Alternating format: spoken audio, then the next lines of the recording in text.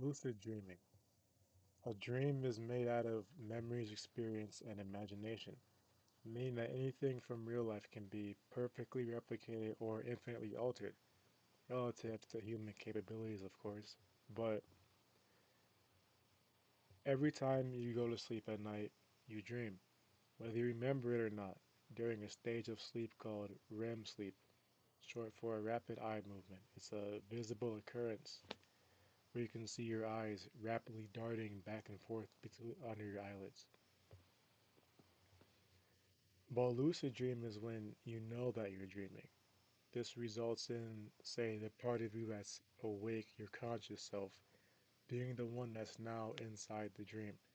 Entire world created by you, for you. And lucid dreaming and dream control are not the same thing, but dream control comes by extension of lucid dreaming.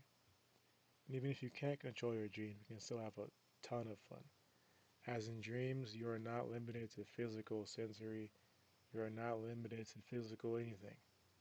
You can eat cotton candy that tastes like a hot dog.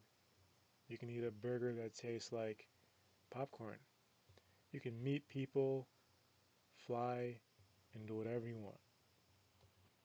But there's no science that's supporting the fact that a dream means anything, according to Sportmaker and Van Den Bout in 2006.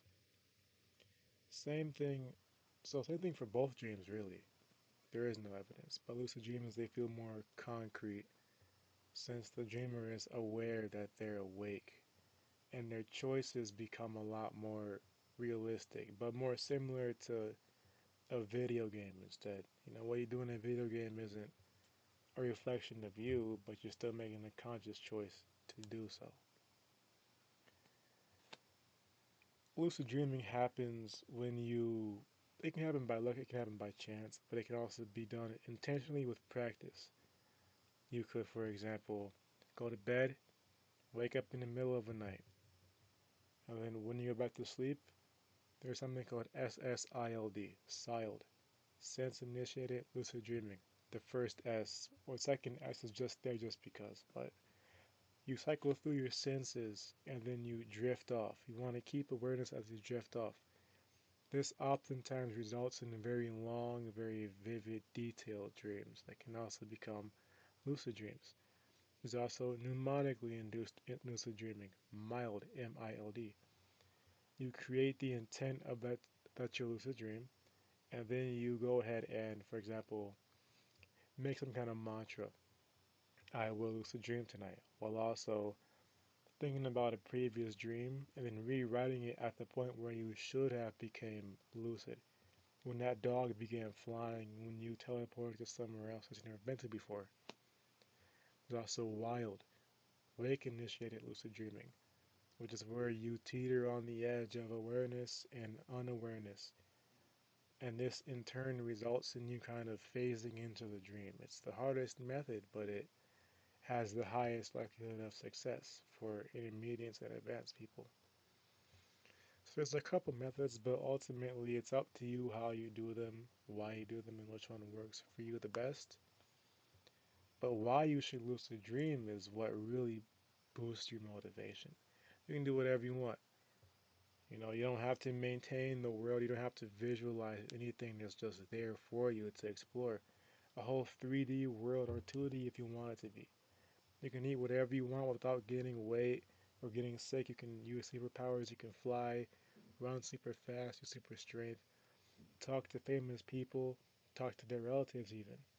You could play games but jump into the game.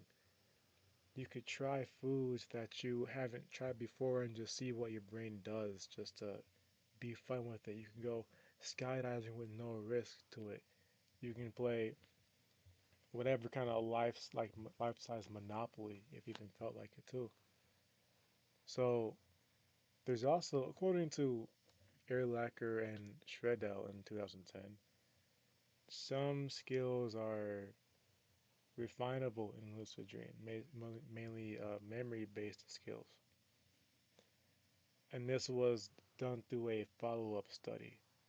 where they replicate it using finger tapping and finding similar gains across lucid dream, mental, and physical practice groups. But this happened in 2016. A control study found that a coin toss, or a participant who practiced the coin toss task in lucid dream, improved their waking performance by a margin comparable to almost comparable to physical practice. You can also do things like public speaking. Yeah, it's not the same thing, but it never is until it's the real thing. And that one little extra bit of practice can definitely make all the difference, especially after you're done with all that. You're tired, probably exhausted. You come back home from work, from school, maybe you really have to public speak. You come back home and you want to have fun, you want to play a game, you want to do whatever, but you can't. You're too tired, you're too busy. You finally go to bed and then realize I have the next entire night to try and enter a world where I can do whatever I want. It's like a reward. You're already doing the most important part, which is sleeping.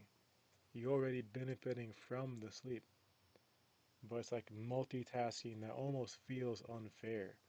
It's like getting paid to sit at home. You're already doing the most important thing, which is getting paid.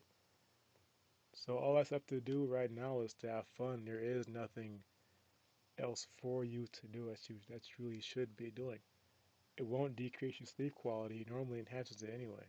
So overall, if you ever want to have a moment where you can just do as you please, experiment with what you want, overcome fears as well, because therapists can also use lucid dreaming as a tool to help their clients. Facing your fears in a way where you can't be hurt, which helps work up to do it in real life. Take some time out of your day and do some research. Decide, okay, I want to go ahead and spend some time over the day doing reality checks in my dreaming. One, two, three, four, five. That's real life figures. It's not four, it's not 10. Okay, I can breathe properly. My area around me isn't weird. You know, log your dreams. Make sure to catch any abnormalities and stuff like that. And just rinse and repeat. You'll have some good dreams along the way. You'll have some bad dreams along the way too. But it's all building up to one bigger goal, and that's freedom.